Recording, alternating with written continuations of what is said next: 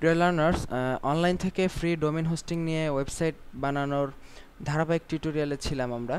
তো গত পর্বে আমরা অনলাইন থেকে ফ্রি ডোমেইন এবং হোস্টিং রেজিস্ট্রেশন করে আমরা একটা সাইট বানিয়েছিলাম, সেটা ছিল www.itbari.tk।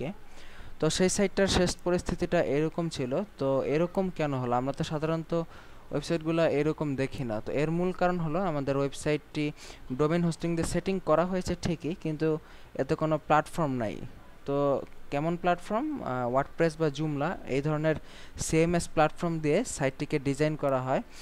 সাইটে পোস্ট করতে পারবেন বিভিন্ন প্ল্যাটফর্ম ইউজ করে। প্ল্যাটফর্ম ইনস্টল করার পর আপনি সাইটে পোস্ট করতে পারবেন, সাইট ডিজাইন করতে পারবেন, আপনার ইচ্ছা মতো সাইটের টেমপ্লেট এডিট করতে পারবেন।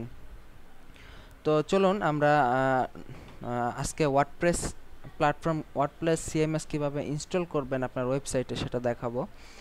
তো আপনি চাইলে জুমলাও ইনস্টল করতে পারেন, তবে ওয়ার্ডপ্রেসটাই নতুনদের জন্য আমি সাজেস্ট করব। তো দেখুন, আমরা আমাদের boxhost.me মানে সি প্যানেল বা হোস্টিং সাইটের রেজিস্ট্রেশন অবস্থায় আছি। এখানে নিচের দিকে দেখুন অটো ইনস্টলার অপশনটি আছে, এখানে ক্লিক করলাম। তো দেখুন অটো ইনস্টলার ক্লিক করার সাথে সাথে আমাদের সামনে বিভিন্ন ধরনের সিএমএস প্ল্যাটফর্ম চলে আসলো। এর মধ্যে দেখুন এক নম্বরে আছে ওয়ার্ডপ্রেস, তারপর নিচের দিকে দেখুন জুমলা। তো আমরা যেহেতু ওয়ার্ডপ্রেস ইনস্টল করব, তো আমরা ওয়ার্ডপ্রেসে ক্লিক করলাম।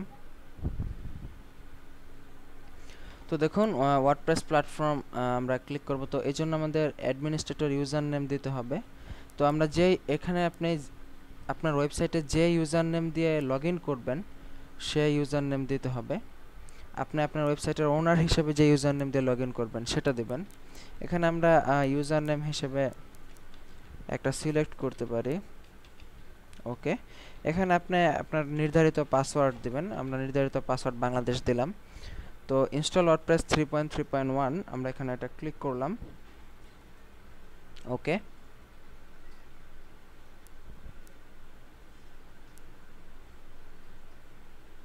দেখুন নিচের দিকে সফটওয়্যার ইনস্টল অটোমেটিক হয়ে গেছে। দেখুন আমাদের সফটওয়্যার ইনস্টল কমপ্লিট নিচের দিকে সবুজ রঙে আমরা দেখতে পাচ্ছি।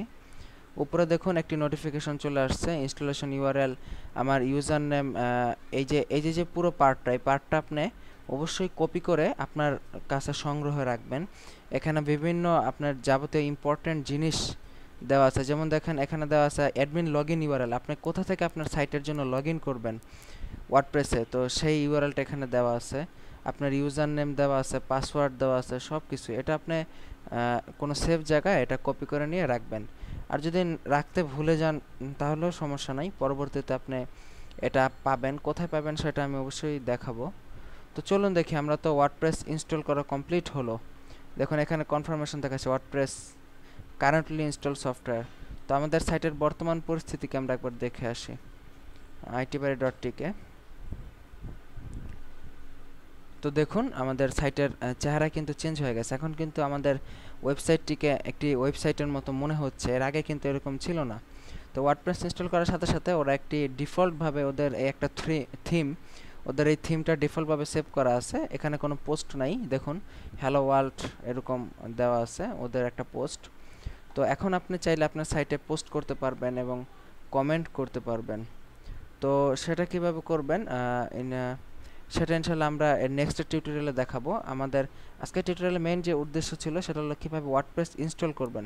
এখন কিন্তু ইন্টারনেটে আপনার একটি পূর্ণাঙ্গ ওয়েবসাইট আছে। এখন এটাকে ডিজাইন করা আপনার দায়িত্ব এবং কীভাবে পোস্ট করবেন সেটাও আপনার দায়িত্ব। তো নেক্সট টিউটোরিয়ালে আমরা দেখাবো যে কীভাবে লগ ইন করবেন, কোনটাকে কী বলে, কীভাবে পোস্ট করবেন, এগুলো নিয়ে ইনশাআল্লাহ আলোচনা হবে ধাপে ধাপে। তো আমরা ওয়েবসাইট বিল্ডিংয়ের টিউটোরিয়াল কিন্তু এখানেই শেষ মূলত, কারণ ওয়েবসাইট কিন্তু বিল্ড আমাদের হয়ে গেছে অলরেডি। এরপর আপনার বাকি কাজগুলো সেটা সাইট ডিজাইনিংয়ের উপর নির্ভর করে। অবশ্যই আমরা সাইট ডিজাইন নিয়ে ভবিষ্যতে ইনশাআল্লাহ আলোচনা করব। তো অবশ্যই সবাই itbari.com এবং onlineschoolbiri.blogspot.com এর সাথেই থাকবেন।